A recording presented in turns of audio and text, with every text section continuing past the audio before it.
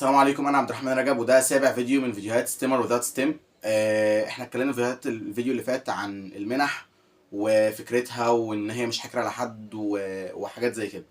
الفيديو ده هنتكلم عن ايه الحاجات الاساسيه اللي مطلوبه للمنحه نفسها. اي منحه بتطلب حاجات خاصه معينه لنفسها، وحاجات تانية اساسيه. في حاجات اساسيه موجوده لاي منحه موجوده، حاجات مثلا اساسيه زي الصوره بتاعتك، مثلا انها لازم يكون في صوره ليك فورمال للمنحه نفسها.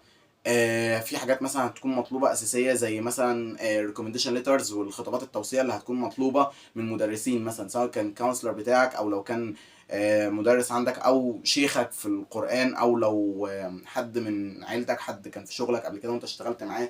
كل دي خطابات توصيه تقدر تجيبها، وتقدر تكتبها بشكل، يعني تقدر ان هو تخليه يكتبها بشكل كويس جدا، وبطرق معينه بحيث ان هي تبين صفاتك والحاجات الكويسه اللي فيك.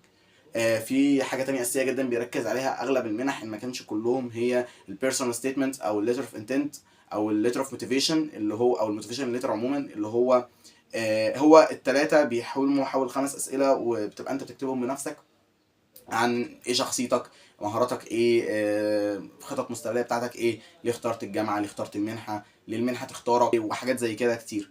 فالفكره ان في حاجات اساسيه زي كده، زي ما قلنا خطابات النيه والليتر اوف انتنس والبيرسون ستيتمنتس وكده، زي ما قلنا الريكومنديشن ليترز والصوره بتاعتك. مثلا في حاجات كتير اساسيه زي كده. هتلاقي مثلا حاجه مثلا زي ورق الدرجات بتاعك مثلا، والحساب بتاعه اللي هو الترانسكريبت، زي الجي بي اي مثلا، ان انت تجيبه بتاع السنتين اللي فاتوا لو هتقدم على حاجه او كده.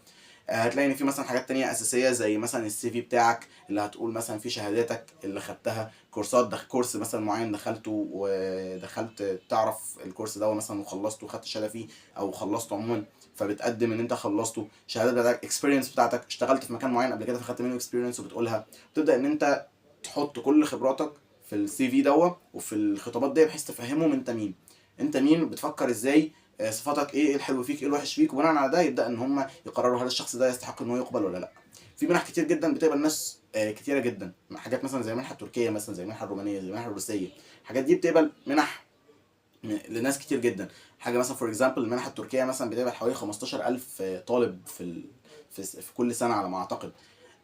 في حاجات تانية بتقبل واحد او اتنين. حاجه مثلا بنتكلم مثلا حاجه زي هارفارد مثلا، فدي عشان تقبل حد من مصر اعتقد بتقبل واحد بس تقريبا من مصر. فهي على حسب مركز الجامعه، وعلى حسب ترتيبها، وعلى حسب هي الريكويرمنتس بتاعتها اللي هي حطاها ايه. ومفيش حاجه صعبه، يعني انت لو عايز هارفارد، ما انت هتبدا لازم تكون مجهز لهارفارد من الاول. لو انت عاوز الجامعه الامريكيه فانت لازم تكون مجهز لها من الاول. عايز ام اي تي، لازم تكون مجهز لها من الاول، وهكذا وهكذا وهكذا. كل واحد وبتمشي معاه معتقداته، ظروفه، دنيته. حد مثلا عاوز يروح امريكا ويدرس هناك، حد عاوز ان هو لا مش هدرس في امريكا، هدرس في تركيا، حد مش عاوز يطلع بره مصر اصلا يدرس في جامعه في مصر، حد يخش جامعه حكومي. كل ده ظروف معينه. فبالتالي احنا مش بنقيس نفسنا على الناس التانية. يعني انا مش بقيس نفسي على فلان اللي راح امريكا وخلاص، لا، لان دي ظروف وانا ليا ظروفي. انا مش عاوز اروح امريكا مثلا، فانا ليه اجبر نفسي ان انا عاوز اروح امريكا وكده. زي ما قلنا، المنح مش حكر على حد. انت مش ستيم بس اللي بتخش منح، ولا الناس بس اللي جامده واللي جايبه درجات 100% دي هي اللي بتخش منح. لا، انت المنحه دي ممكن اي حد يخشها تقريبا. في ناس من سياحه فنادق، في ناس من صنايع كانت بتخش منح عادي جدا، في ناس من تجاره كانت بتخش منح. مش حكر على حد. وفكره ان انت عشان تخش منحه فانت لا لازم تكون جايب درجه جامده جدا، ولازم تكون انت مذاكر على لمبه جاز. لا، مش شرط خالص الكلام ده.